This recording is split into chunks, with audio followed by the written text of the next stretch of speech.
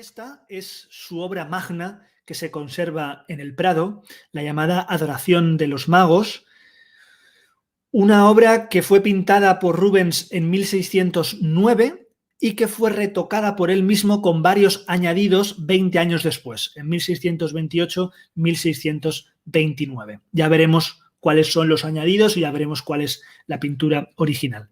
Como vemos aquí, representa el momento en el que los tres reyes, acompañados por este gran cortejo, presentan sus regalos al niño Jesús. La escena se sitúa al exterior. Esto es lo primero que llama la atención. No es un pesebre cubierto, sino que, como veis, sucede a la luz de la noche, con ese cielo estrellado, medio cubierto por el humo de las antorchas y por las nubes, con, efectivamente, en esta parte izquierda, una referencia al pesebre, en este caso transformado, como vemos aquí, en arquitectura clásica, algo que ya vimos que es el barroco lo toma como herencia del Renacimiento. Y en este cuadro podemos ver, ya lo empezamos a ver el otro día, pero podemos ver muchas características que ya vimos del barroco de Francia y de Italia y que aquí les vamos a ver muy bien referenciadas en varios aspectos. En primer lugar, la composición asimétrica, ¿vale? Aquí no hay ningún tipo de simetría, como veíamos en el Renacimiento. Aquí todas las figuras están mezcladas. Aquí no podemos coger y dividir de ninguna manera horizontal o vertical y ver cierta simetría. Aquí lo que se muestra es un desequilibrio, ¿vale? Además, una cosa también del barroco y que van a tomar luego pintores, como veremos en la próxima charla, es que las figuras están cortadas, es decir, la sugerencia de que esta escena continúa sobre todo por este lado, más que por este, que también se sugiere que continúa, pero lo interesante estaría saber dónde, si este cortejo sigue, qué es lo que sucede con estos caballos. Y además, en vez de estar basado esto en líneas horizontales o verticales, tiene una composición basado principalmente en líneas inclinadas, ¿vale? Formando grandes triángulos compositivos. Por ejemplo, el de la escena principal del niño. Si nos damos cuenta, y os pongo aquí un detalle, aquí se produce un triángulo que vendría desde aquí abajo, donde estoy señalando, subiría por la espalda del rey y llegaría hasta el rostro de María, hasta el rostro de San José y subiría para arriba. Aquí tenemos un triángulo compositivo, ¿vale? Que hace entre este lado del cuadro, esta parte y esta, se forma una composición en triángulo. Hay más composiciones en triángulo en el cuadro, pero digamos que esta es la más importante porque es donde está el motivo más importante de este cuadro, que evidentemente es donde está el niño y su madre. Como vemos también, y aquí lo podemos ver bien en detalle, la minuciosidad de los maestros flamencos, que ya lo habíamos visto en el Renacimiento y en el Gótico, la minuciosidad sigue muy presente. Solamente hay que ver los mantos, el manto de este rey, por ejemplo, o las vestiduras de Baltasar por aquí detrás, que también están muy bien, muy minuciosas, o incluso la armadura de este caballero. Armaduras, por supuesto, del siglo XVI, siglo XVII, nada que ver con lo que se podría esperar en esta época, pero con una minuciosidad en los reflejos, los detalles, etcétera, etcétera.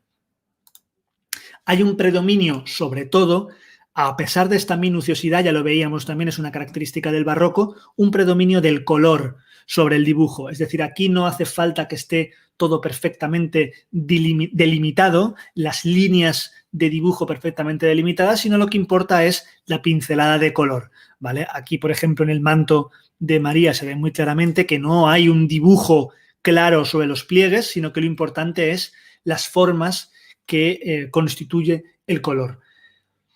Aquí exactamente igual.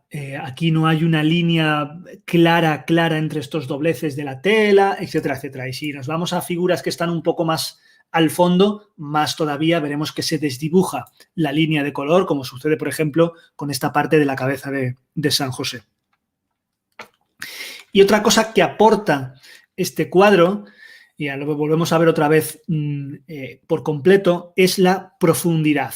Esto ya lo habíamos visto Me refiero a profundidad más que perspectiva, que también, ¿vale? Ya habíamos visto la perspectiva en el Renacimiento, pero aquí se acentúa la relación entre delante y detrás y la figura, la pintura, parece tener 3 dimensiones, ¿vale? De manera que en esta composición, por ejemplo, es que eran unas figuras muy abigarradas, muy juntas, pero se ve perfectamente cómo están colocadas como en varias líneas sucesivas. O sea, hay una profundidad, no es una imagen plana, sino que tenemos varias capas, por decirlo así, varios planos de profundidad que se consiguen sin ningún tipo de herramienta artificial, como veíamos en el Renacimiento, con esos suelos en damero, esos suelos ajedrezados o las líneas a lo mejor del punto de fuga de los edificios que estaban detrás. No, aquí se consigue simplemente dando una profundidad a las figuras, más que con cosas externas, ¿vale? Y eso es una cosa que también llama mucho la atención en este cuadro de Rubens. Por otro lado, decíamos que el barroco era característico la luz, el trabajo de la luz o la ausencia de ella o la oscuridad.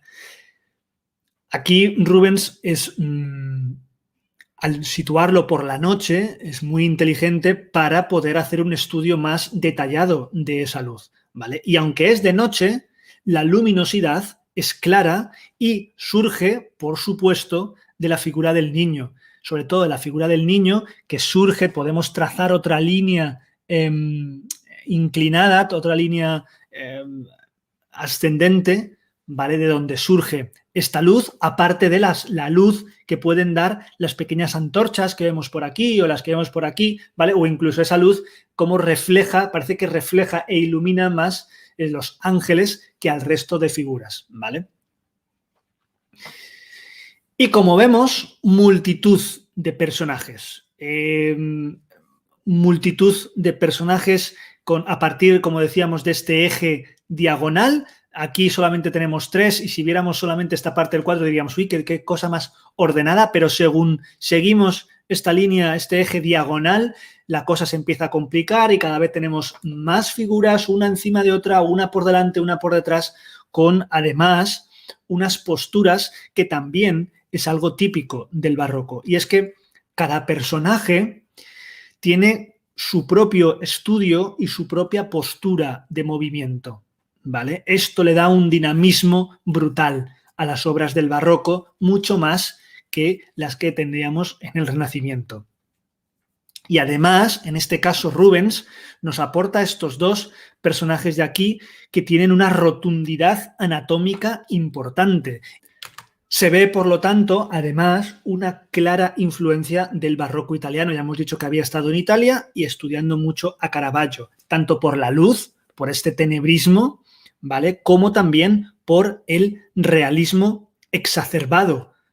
Las plantas de los pies sucias, acordaos que habíamos visto a Caravaggio con el David y el Goliat con las uñas de los dedos sucias, aquí pinta las plantas de los pies sucias. Si viésemos en detalle también las uñas de los pies están sucias, es decir, ese naturalismo que tenía Caravaggio lo muestra muy claramente, aparte de que los rostros también son bastante naturales, no son rostros hermosos como podríamos tener más en el Renacimiento.